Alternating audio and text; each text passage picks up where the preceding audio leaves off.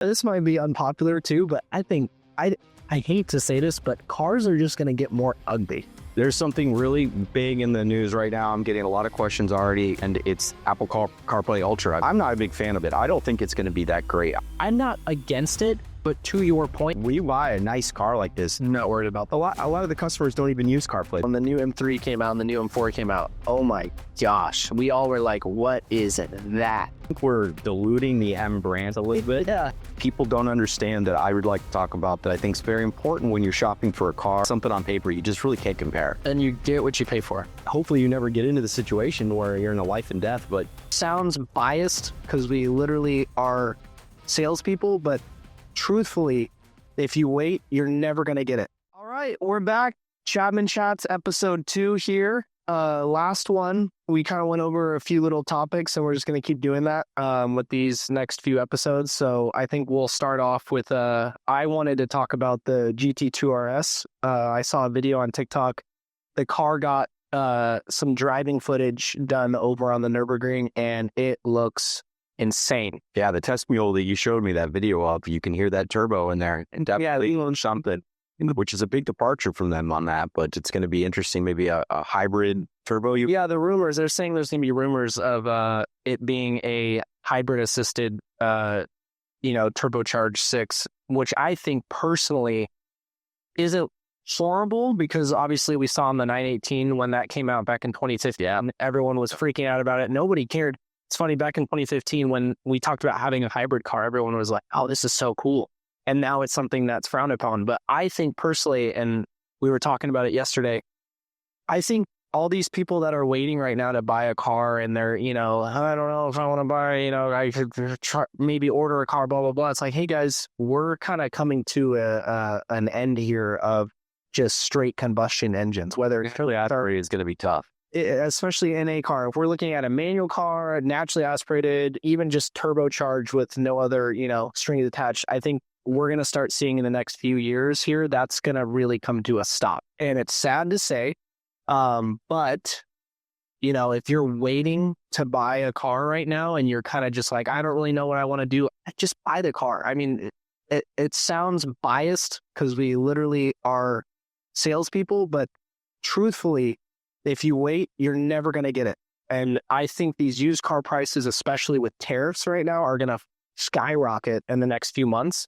And, I have a lot of clients asking me, like, hey, I want to buy the Where's that? 5. Yeah. What do you think? What's the deal with everything? I'm like, well, there's plenty of X5s. That's not a problem. There's plenty of used cars. The next few months from now, after these tariffs take place, because by the way, guys, they haven't even taken place for us yet at BMW. So let alone, wherever you're buying a car, that's going to really impact the used car. Yeah, and I think you're hitting on something important here. I mean, everybody wants the cars to stay as basic as possible. People don't want a lot of things, but manufacturers are kind of basically, they're going up against what the customer wants and other manufacturers. So you got these manufacturers looking at what their competitors are putting out, the horsepower rating. And although they may hear from Porsche enthusiasts and things, we want manual transmissions in the GT2 and we want them in the GT3 and we want no hybrid, they have to kind of keep up. And with the EPA and things like that, it's going to be an issue going forward.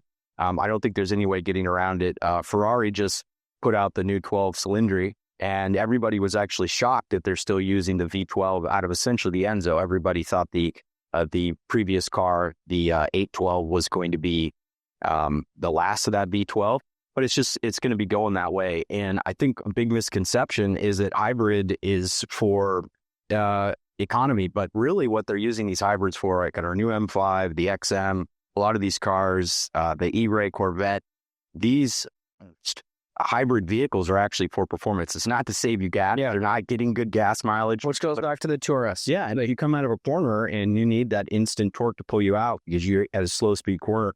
It's used for that. It's that instant torque, that punch before the turbos will get you up and out. Like to that point, it's rumors, but if that is on the 2RS, What's coming down? take a car, take a car like the 3RS, we already know that's an insane car on the trail. Yeah.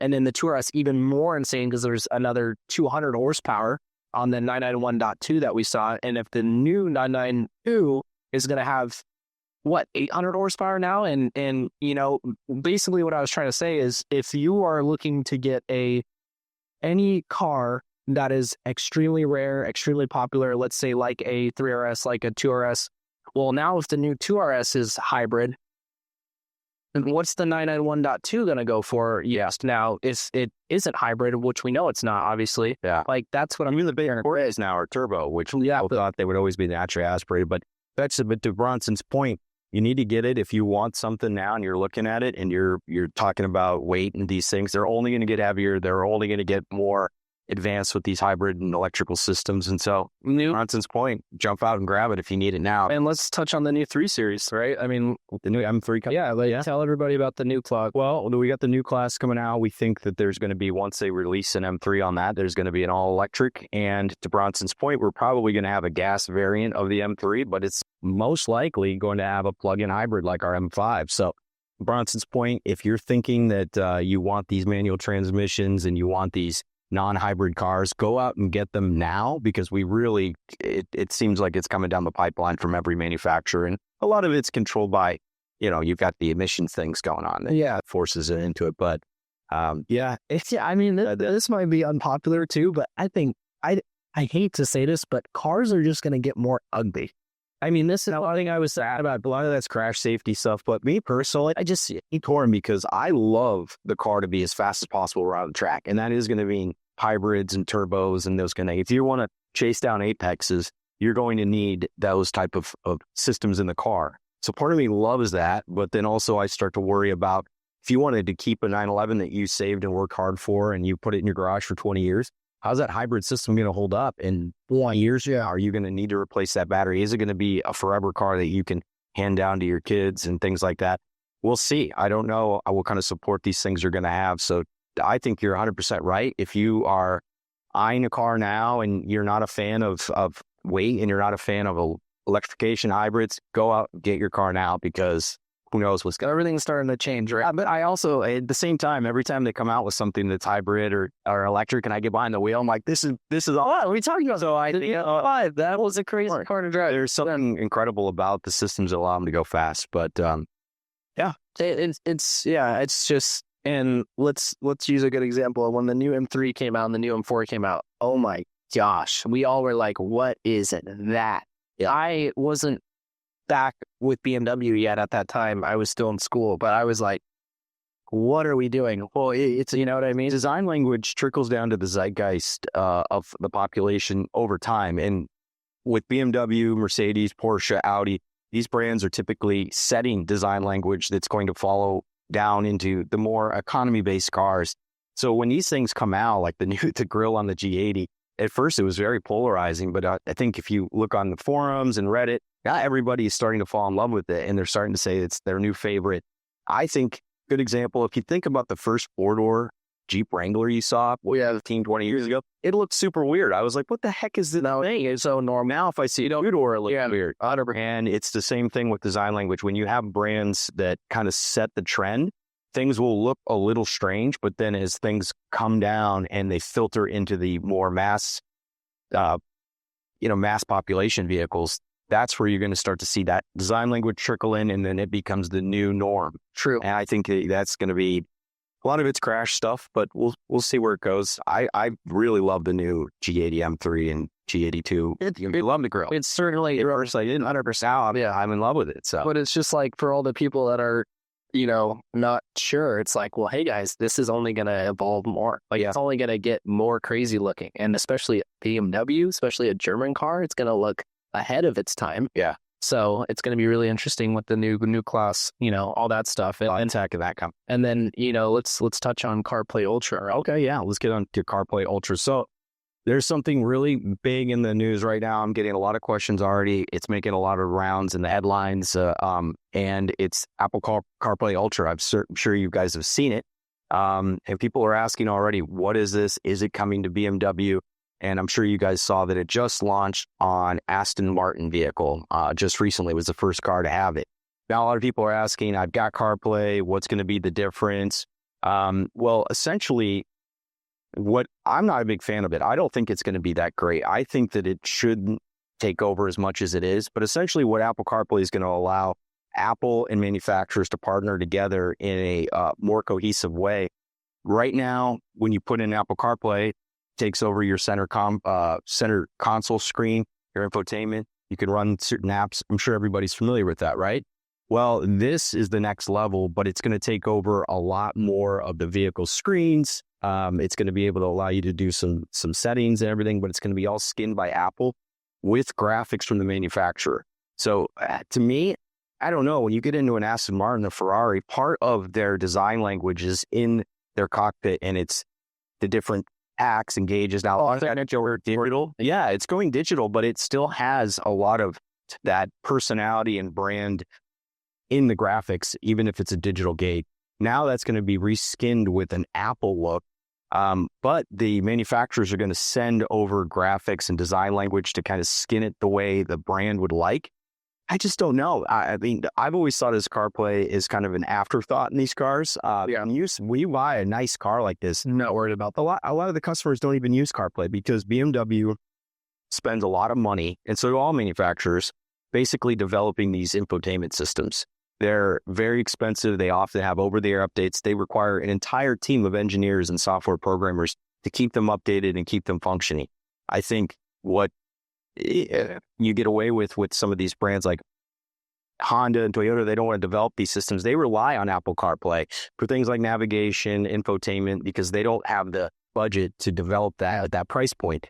I don't know. I kind of hope that BMW doesn't embrace it so much. I really think BMW does a great job with their gauges, their layout, all their graphics in the car. I'm fine with CarPlay for certain things, but what do you think about this? I'm taking it to say, first thing is I can't stand the way people drive right now. So with all the buffoons that already are overwhelmed with, oh my gosh, I have this tachometer screen right here and this big screen and everyone, drive by people and they're tapping their screen and they got their phone and it's like all this mayhem. It's like, dude, if we keep making this more and more advanced and confusing, and how many clients do we already have that are like, what is this new screen in my 2025, 26 BMW that I didn't have in my 2019? It's like, well, this is iDrive 7. Now this is iDrive 8.5 or iDrive 9. It's like these jumps are already causing people to come back in and see our geniuses, which by all means, please come in. You need to learn, how to use your system. But we already have clients that are adapting to this new system, every so often. Now that you mentioned that CarPlay Ultra, I mean, what is that going to do? It's, maybe where people, have to learn that. And I'm not against it, but to your point, yes. Like if you talk about Dodge, all these, entry level, car manufacturers, they rely on that because, to your point, they're not known for entertainment, right? The two biggest names, actually, the three would be, Uconnect, which is in, Chrysler, and then obviously us and Mercedes. I think we developed BMW developed infotainment. Yeah, was the first side. So I would put us, of course, number one, which sounds biased, but it's true. I think we have the best. And then Mercedes is known for theirs, and obviously Uconnect with Dodge Jeep Ram. VUX is Mercedes. Yeah. So, I mean, that's the first and second thing for me. It's just like, I worry about reliability. I mean, we already have things crashing CarPlay. Well, sometimes if it's not updated and your infotainment is updated, they're out of sync. You'll have some issues. Could you imagine getting in and all of a sudden your gauge cluster? We saw with Tesla. When Tesla just came out, they had so many infotainment problems. Screens were broken, and these people had to wait, months to get their car fixed because it was Tesla and it was still new and all this stuff because Tesla had to make their own infotainment.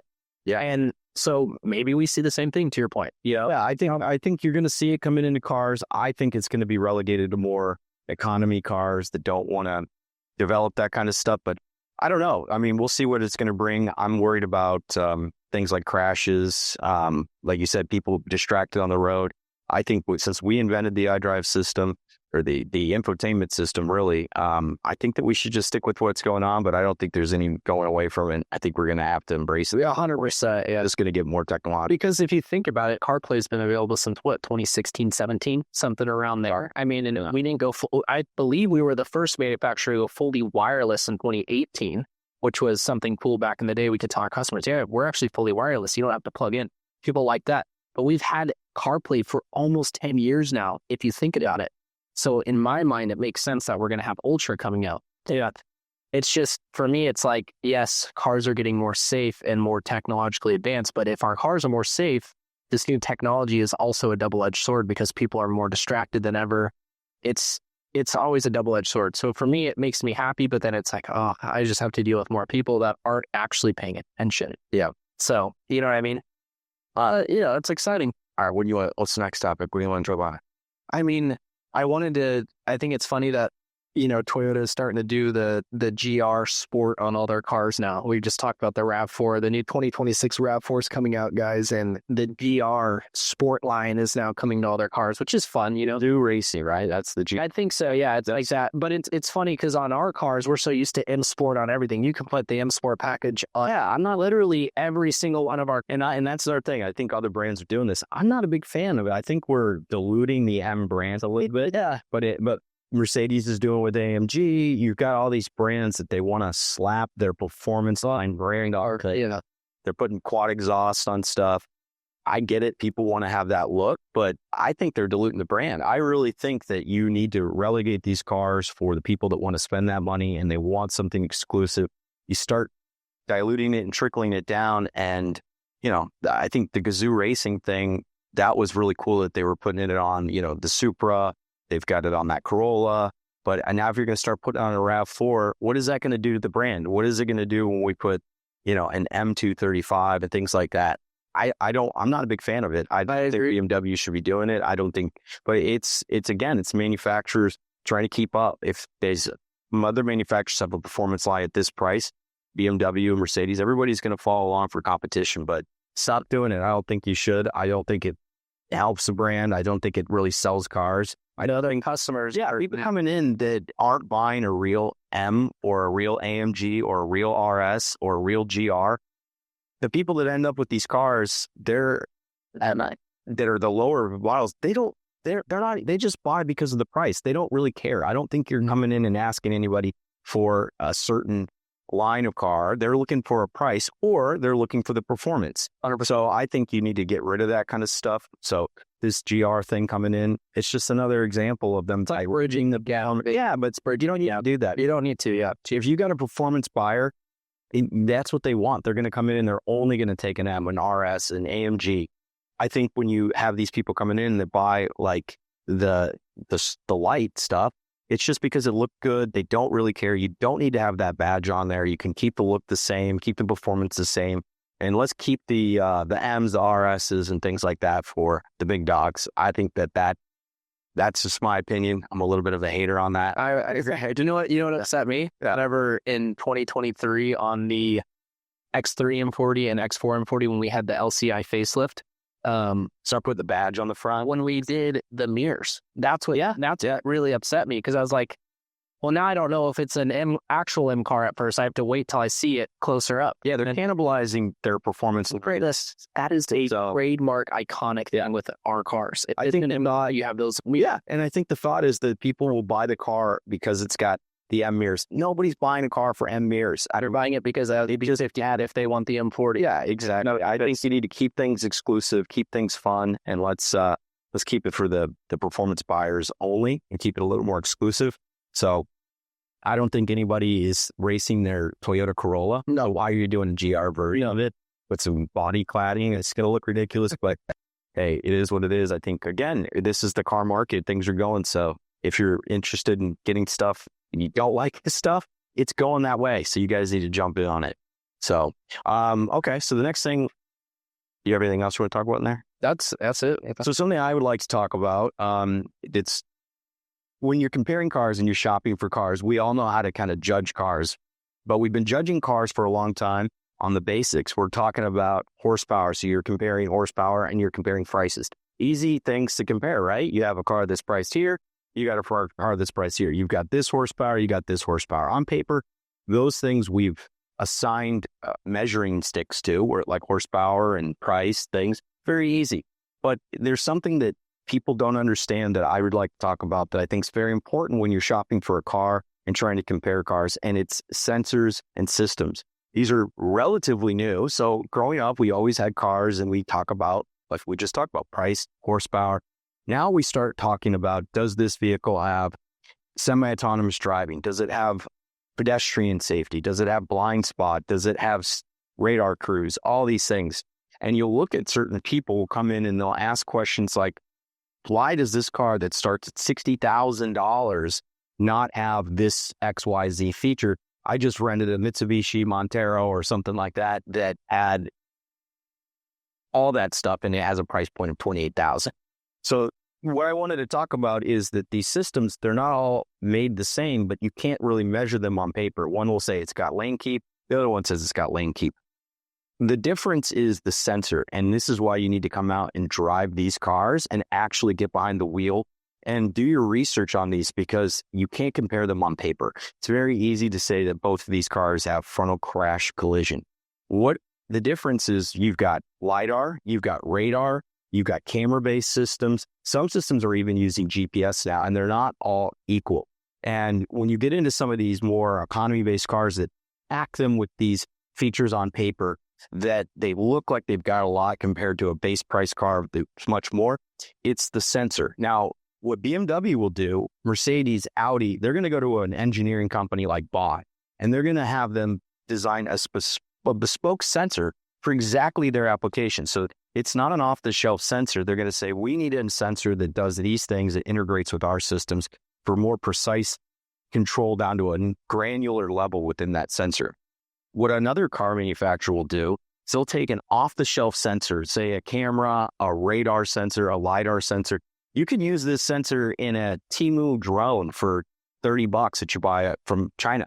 These sensors are not actually made for the manufacturer for that application. They're taken off the shelf, slugged into the car, and then they write software to kind of integrate that sensor, but they can't get it down to the granular level. And where does that really come into play? When you're about to get into an accident, or you're needing these systems to save somebody's life or keep you on the road safely. So when you're out there and you're comparing, you need to not just compare price and horsepower, engines. Those things we're all used to comparing those. Very easy. How are you going to compare a sensor? You got to get out and drive it. You only have to test these systems. You will find that these higher end systems, they actually perform much differently than these systems in these base model cars. So when you're comparing these things and you're looking at this Mitsubishi or this Honda has it, my $70,000 Mercedes, whatever, you have to add it for a certain amount of money. Well, it's because that system is far superior to what's in those cars. And they're just packing it in for having a line item on a spec sheet. And BMW doesn't do that. Mercedes doesn't do that. They're going to only go with a precise engineered product.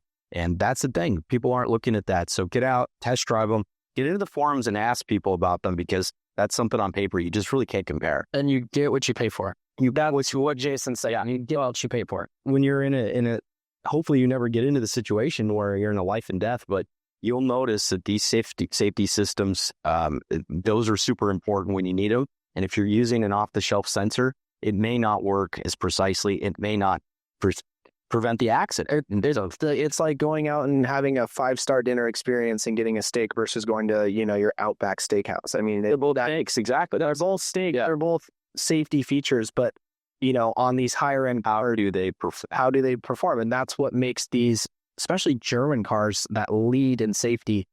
That's why these cars are how much, that's why they cost so much, but that's also why they're so safe, is because, to your point, we are actually getting like state of the art technology.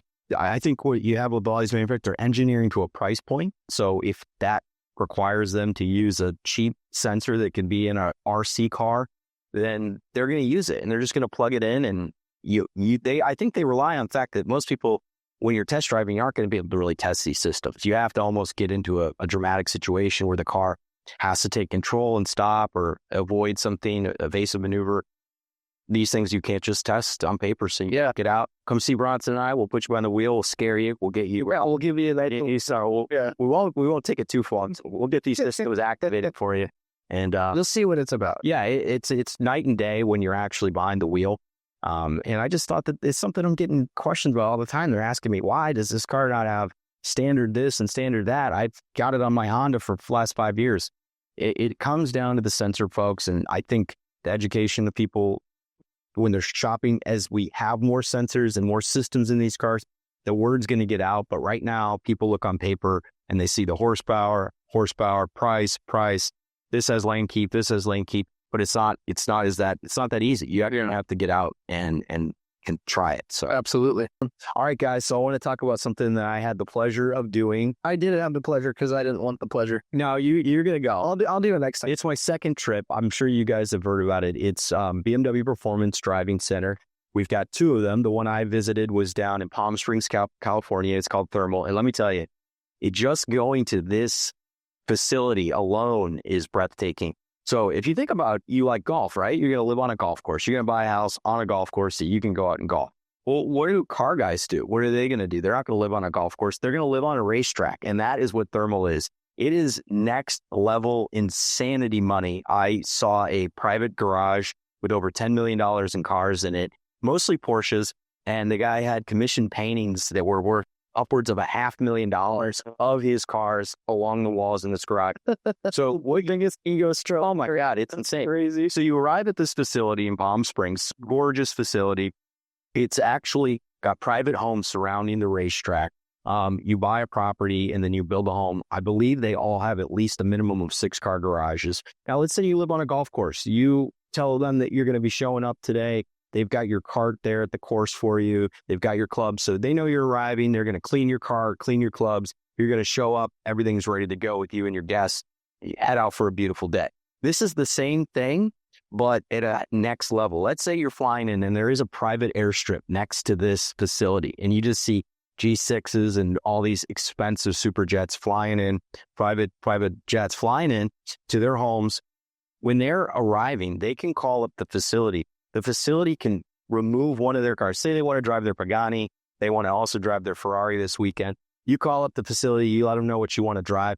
They pull your vehicle out. You can tell them what suspension setup that you want. They'll warm your tires. The thing's ready to go when your G6 lands. You just get in your car. They've got instructors. But what BMW has done is they're actually the largest member of this private club. Now, you don't need to live there. If you're a baller, you have a house there, and they're gorgeous homes, and they've got soundproof glass backed up to the racetrack. So you could shut it off for privacy, but you can open up these big, expansive glass walls, and you're right on the racetrack. You're literally watching. Same. The racetrack is set up to run Indy. They just had Indy 500 or Indy out there, not the Indy 500. Indy race was just there the weekend before I was there. It's set up for even Formula One. The track is that spec. I mean, it is a beautiful track. I believe it's actually 4 tracks that they can link into one large track.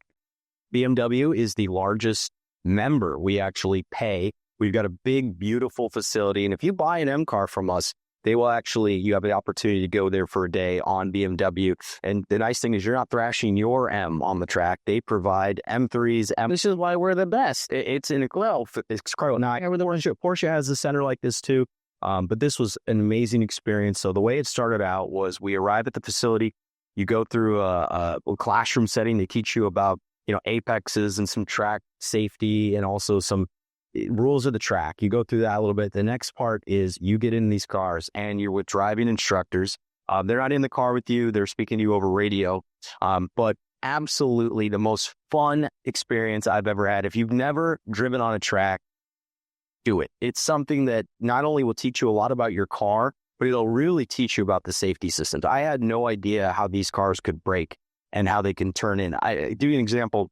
I was driving down the back straight at about 125, and I got an alert from the instructor, and he says, "You're braking too early." And I said, "No, I'm not. I'm trying to not hit that freaking wall in front of me at this hairpin turn at the end of it." He said, "No, you're braking at mile marker or at braking marker 5. You need to be braking at 2. I didn't believe him. I said, this M3 cannot do that. In my head, that's what I'm thinking. He said, "Watch." He gets out in front of me, and same vehicle, I watch him brake it to turn in, and the car just tracked like that. So when you see it in front of you, it's something you never do on the road without risking jail time. But once you are there in person and you watch it happen, my God, I had no idea what these cars, I mean, I knew what these cars can do. I hoon them around, but I had never gotten it on the right driver and just being able to show what the car's capable of. Yeah. It's an absolutely amazing facility. So if you guys have the opportunity, you can go there without buying a car. You can go do a 1-day, 2-day, 3-day. You could even go out there and get your racing license. They have got advanced instruction. They've got even stuff, I believe, for teenagers just learning to drive their cars. I would highly recommend anybody who's never driven on a track, get out and do it. It's addictive. It can be expensive, but you can go out here to PIR and all these other races and do a single track day, and it's not too expensive. But this being able to use M3s, M4s, and not worry about my tires, my brakes, things like that, it was just an incredible experience, and the facility's beautiful. You really need to get out there, bro. I'll go. I'm gonna go next. Yeah, it's Maybe you'll come again for your third time. yeah. I'll go as many times as they'll say. Put us up in a beautiful hotel. It was a lot of fun. So, Excellent. just a great experience. And if anybody hasn't done it, get out and do it. Well, thank you for tuning in to episode 2. We will have more fun stuff to talk about next time, but that was kind of just what we wanted to. I think we're going to mix in a review of this one too. So Yeah. we'll have some other things. Yeah, enjoy that too. So thank you guys for watching. We look forward to doing the next one, and you guys have a wonderful rest of your day.